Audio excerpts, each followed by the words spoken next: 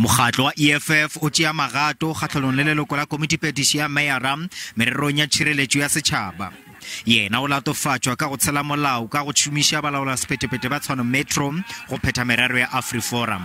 Where have you ever seen a lobby group such as AfriForum, an anti-black group that is being asked to come and reinforce the metropolis? It's madness, and for us as the EFF, we see that as a start of causing racial tensions. They are promoting an anti-black lobby group against our people.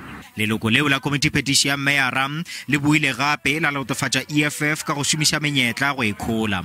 It's plain, cheap, opportunistic politics.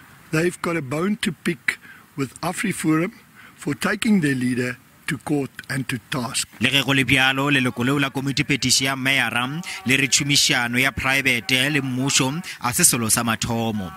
Le ge go le bjalo o netefaditše gore AfriForum a senka ya ba taolong ya lesolo leo e fela go no thuša fela ka didirišwa tša go tšea diswantšho goba didrone le go leka go fediša bosenyi.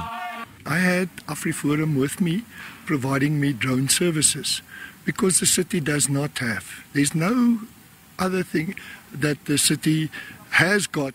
No other service provider has offered us something like that.